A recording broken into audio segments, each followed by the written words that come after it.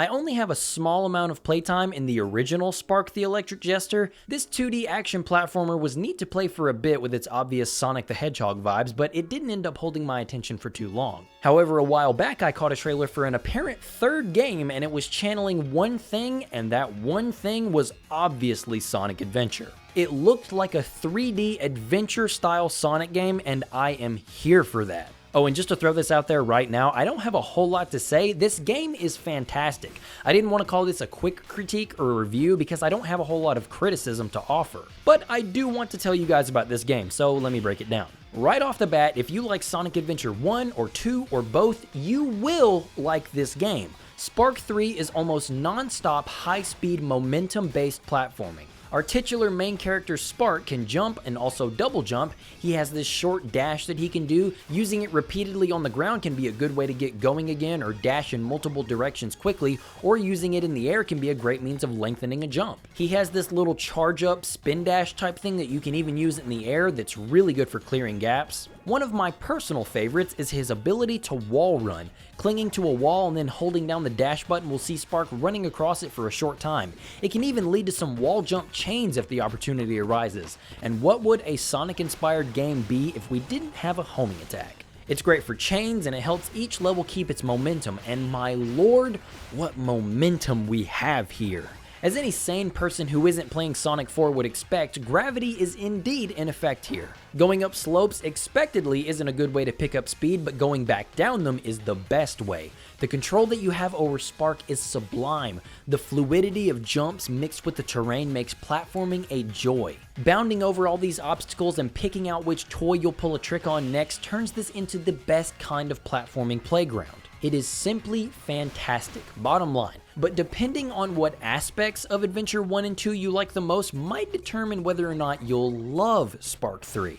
As I demonstrated, Spark is built for speed, but he's also no stranger to exploration and taking it slow for the sake of finding collectibles. Sonic Adventure 2 seems to be of a slightly greater influence for this title. Things like Spark's top speed animation, the title screen for each stage, and the way each stage finishes with the character continuing to run even after reaching the goal, all of these little things just kind of sell it. There were more than a few set pieces that felt like an homage if I've ever seen one. I definitely smiled at these as I went through, but I think these homages brilliantly seep into the game itself. So these levels are massive, right? And people say that Egg Fleet in Heroes has an infinite number of pathways to take, but like these levels have a nearly overwhelming amount of pathways and secret little nooks everywhere.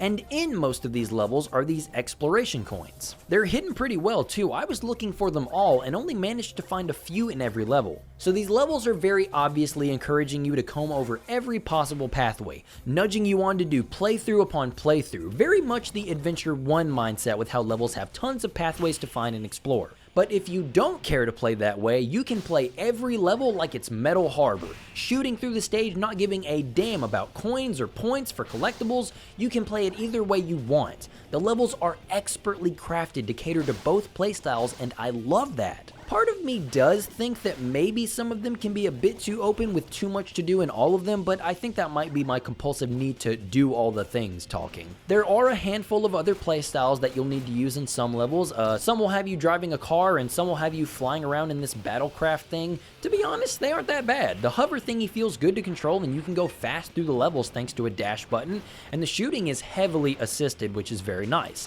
This is how you do plane sections in a Sonic game. And the car is inoffensive because 1, you're still going fast, and 2, you can just hop out the car. I flipped it in this level and just finished it on foot, with it still being a pretty speedy level. Finally, there is a combat system to stop and fight the enemies that can't just be homing attacked, and it's okay. It's not even close to being bad, but it's definitely not as exhilarating as the platforming. You have a light attack and a heavy attack, but the combos you can unlock don't seem to do anything really meaningful to your combos. Sporadically, you can launch enemies and follow up with an aerial combo, but it's not as precise as I'd like it to be. It definitely works and feels good to use, so that is a plus. There's this parry mechanic that feels great to actually pull off, and I will give praise for the combat system having 3 different colored flashes for different types of attacks. And in boss fights, if they're going to do a stomp move you have to jump over, there is a tell to let you know you have to do that. It's very intuitive and eliminates a lot of guesswork in a game that's already moving a mile a minute. The dash in particular is great for moving away from dangerous attacks, as well as allowing you to reset spark frequently for new combos.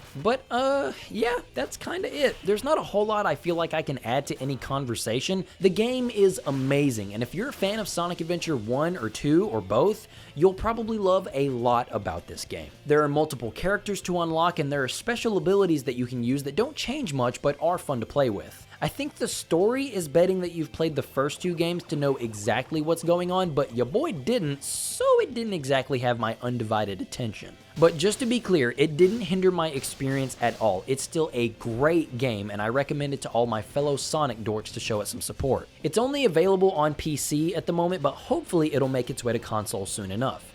But anyway, I appreciate you for watching, so thanks for stopping by, and have a great day.